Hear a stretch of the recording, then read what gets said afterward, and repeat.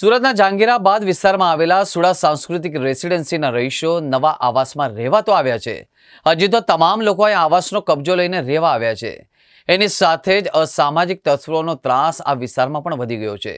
સોસાયટીની ગેટની આજુબાજુમાં જ લારી ગલ્લાના દબાણ પણ વધી ગયા છે, જેને લઈને તેને દૂર કરવા માટે સ્થાનિક લોકો દ્વારા મ્યુનિસિપલ કમિશનરને લેખિતમાં રજૂઆત કરવામાં આવી હતી। સુડા સાંસ્કૃતિક રેસિડેન્સીમાં રહીશો નવા આવાસમાં રહેવા આવ્યા, એની સાથે જ મુશ્કેલી પણ શરૂ થઈ છે।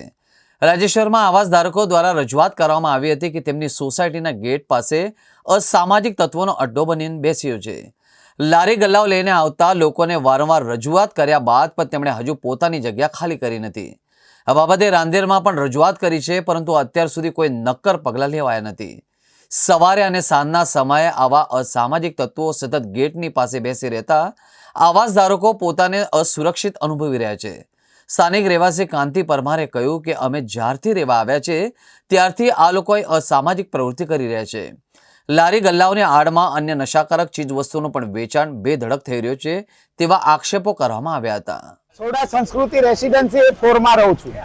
આજે ઘણા સમયથી અમારી ગેટની મેઇન ગેટની પાસે લારી ગલ્લા દૂધવાળા બધા ધીરે પગ પેરસારો કરીને આવી ગયા છે। ઘણી રજૂઆત કરી, એ લોકો હટતા નથી। અને જે આજ લારી ગલ્લાને ચલાવે છે, સાંજે 7 વાગ્યા પછી એમાં માદક દ્રવ્યો, દારૂ છે, ગાંજો છે, બધું એમાં એની આડમાં વેચાય છે। અમે 17/2/2025 ના રોજ રાંદેર ઝોનના દબાણ ખાતામાં અરજી આપી હતી। આજે દબાણ ખાતામાંથી આજ દિન સુધી 21 તારીખ ધંધે આજ દિન સુધી કોઈ જોવા પણ આવ્યું નથી। અમે મોરાભાગળ પોલીસ સ્ટેશનમાં અરજી આપી હતી, ત્યાંથી સાહેબ આવ્યા હતા।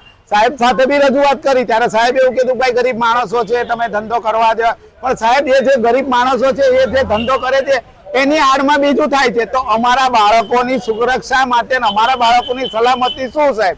કેમ કે આ વસ્તુ વેચાય, કોઈને કોઈ બીજા પી, એટલે અમારા બાળકો આમાં બગડે। એટલે મહેરબાની કરીને ભાઈ અમે રાંદેર ઝોનમાં પણ આપી છે, એ કોઈથી અમારો નિકાલ આવ્યો નથી। એટલે આજે અમે સુરત મ્યુનિસિપલ કમિશનરને એક આવેદન આપવા આવ્યા છે કે સાહેબ અમારા પ્રશ્નનો નિકાલ લાવો।